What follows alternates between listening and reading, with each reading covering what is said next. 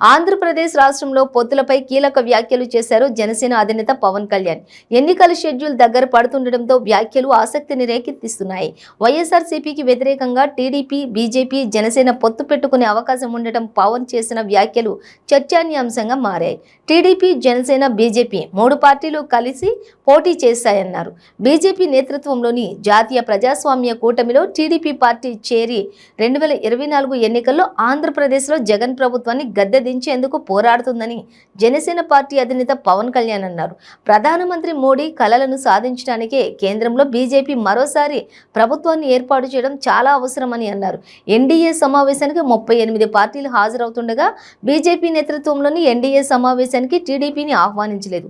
Parliament ఎన్నికలకు ముందు జరిగే కీలక సమావేశానికి టీడీపీని ఆహ్వానించలేదు. ఏపీలోని ప్రజా వ్యతిరేక ప్రభుత్వం నడుస్తోందని పవన్ అన్నారు.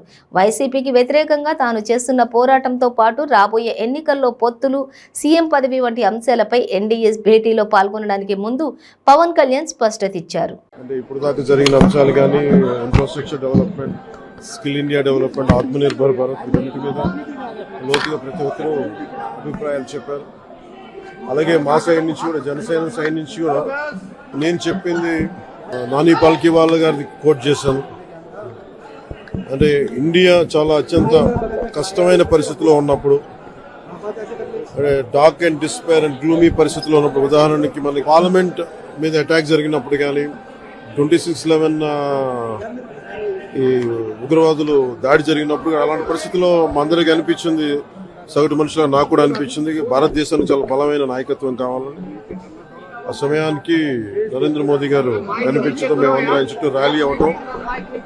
అదేవిధంగా నేను చెప్పింది, జనసేన తరపు నుంచి మేము చెప్పింది, భవిష్యత్తులో వారి నాయకత్వానికి, వారి నాయకత్వంలో దేశం నడవాలి, దేశం మరింత బలోపేతం కావాలి, మా సంపూర్ణ మద్దతు తెలియజేశాం. రాష్ట్రంలో పొత్తుల గురించి ఏమైనా చర్చ వచ్చిందా? సీట్ల సర్దుబాటు, అది సీట్ల సర్దుబాటు, పొత్తులు, ఈ పొత్తుల్లో చర్చ జరగలేదు.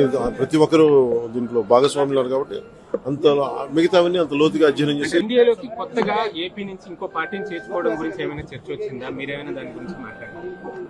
దాని మీద ఇది మా జనరల్ మిషన్ స్టేట్మెంట్ మీద ఉంది తప్ప ఇంకా అంత లోతుగా ఇంకెళ్ళలేదు. ఇంకా ఎక్స్పాండ్ చేసే ఛాన్స్ ఉందా సార్? ఇప్పటికి 38 పార్టీలు అయినాయి, ఇంకా కొత్తగా పార్టీలు చేరుతాయి, అందులో ఏపీ నుంచి ఏమైనా కొత్తగా చేరే ఛాన్సెస్? పాలిటిక్స్ లో ఏదైనా జరగచ్చు.